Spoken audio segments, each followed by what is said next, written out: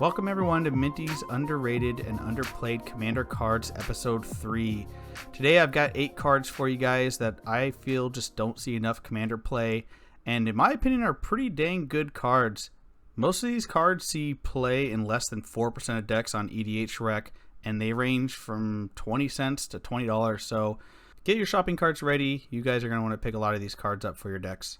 First up is a card called Nyx Paragon. It sees play in only 2% of decks on EDH Rec. Currently goes for 20 cents on TCG Player, and it is a white card, 4 white for an enchantment creature that says whenever you gain life, you may put that many +1/+1 counters on each creature you control. Do this only once each turn. Now, I know the cost is high, and people are going to say, well, 6 mana for a card that's only going to give you 1 counter or whatever, it's not that great. However, I run this card in Tristani Selesnya's voice, and it is amazing. So basically, it enters the battlefield, you gain 6 life, then you put 6 counters on each one of your creatures. That's pretty dang powerful. It's also great with cards like a Johnny's Welcome, where anytime a creature enters the battlefield, you gain life, so you're constantly putting counters on every single one of your creatures.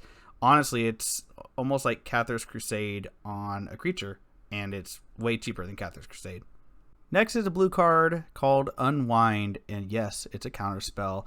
It's a common card from Dominaria. It only goes for about a quarter right now, and it is in 4% of decks on EDH Rec out of a possible 630,000 decks. Basically, it's 2 and a blue, counter target non-creature spell, untap up to 3 lands. Now, this card's great because you are using it to counter something and then immediately getting that mana back. And what's nice too is if you have lands that tap for more mana, let's say, a land that taps for 2 or 3, you can untap that land plus 2 other lands, and now you're getting a lot more value out of this simple counter spell.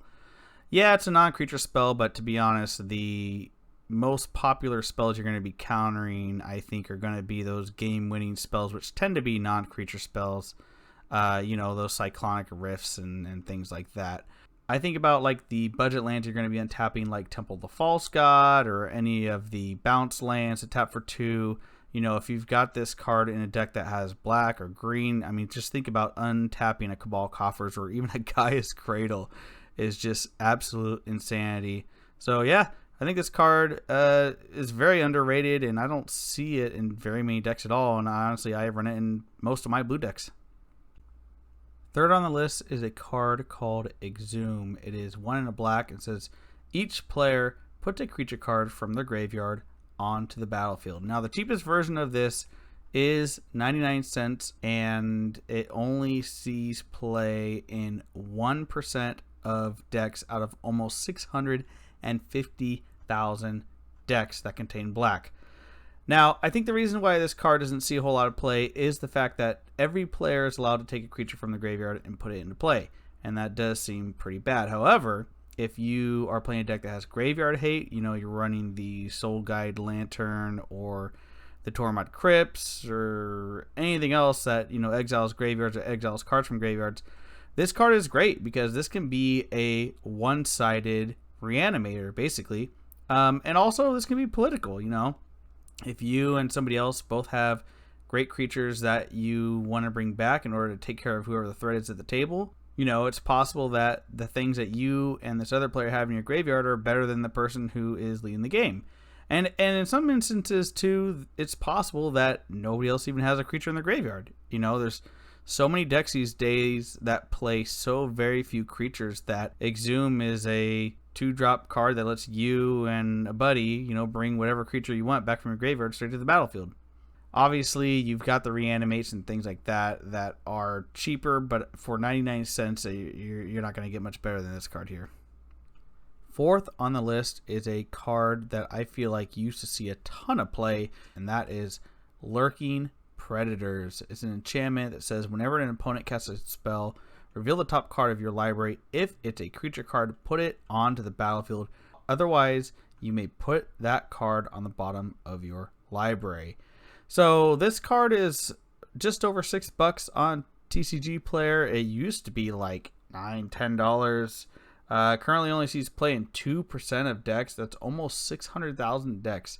It's only in 2% of those decks, which to me seems pretty crazy. So think about, as soon as this hits the battlefield, any opponent casts any spell at all, and you look at the top card of your library, and if it's a creature, you put it on the battlefield.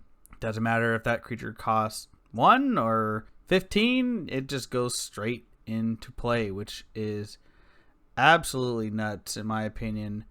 This gets around things like counter spells or things that prevent you from casting spells like Dranith Magistrate, things like that. I just think in general this is an epic card if you are playing big dumb creatures, and we all know that I like big dumb creatures. Next on the list is a red card that does see play in 7% of decks, so this is probably the highest percentage of decks on this video that we're doing right now, and that is Gutter Snipe. It's 2 in a red for a Goblin Shaman that says whenever you cast an instant or sorcery spell, Gutter Snipe deals 2 damage to each opponent. This card is less than a quarter on TCG Player, and it's a 2/2 Goblin. And the reason I think this card is so good is any red deck where you are casting lots of instances, sorceries, spellslinger decks, you're going to be pinging people for 2 every single time you cast a spell, pretty much. If you ever play Two-Headed Giant EDH, this is really good because it deals 2 damage to each opponent. So even though in Two-Headed Giant you have the same life total, you are still dealing damage to each opponent individually, so you're actually doing 4 damage to that total life total instead of 2. The other thing that is great about this card is if you're running it in like Torbrand, you know, something like that. Anytime you cast an instant or sorcery spell, you're dealing 4 damage to each opponent, and in a 4-player commander game, you're basically dealing out 12 damage with 1 spell being cast. Now I know it's a 2/2 and it's probably easy to get rid of, but I don't know. I just feel like it needs to see more play in spellslinger decks for sure. Next up is a multicolored enchantment called Hunting Grounds. Only costs green and a white. Currently sees play in 0% of decks. So it could be in 265,000 decks, and it's only in 1,250 of those decks.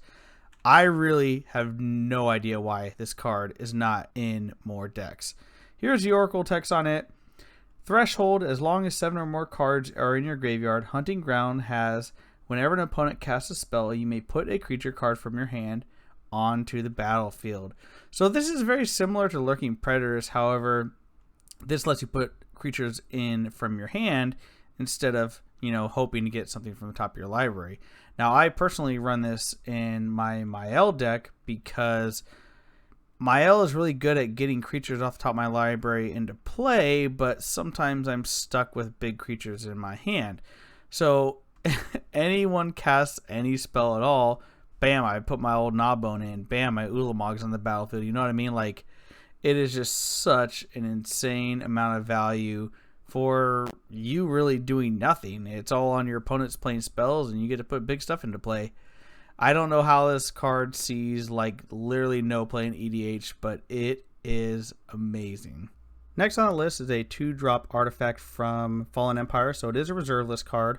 Currently sits at $5.74, and the card is Conch Horn.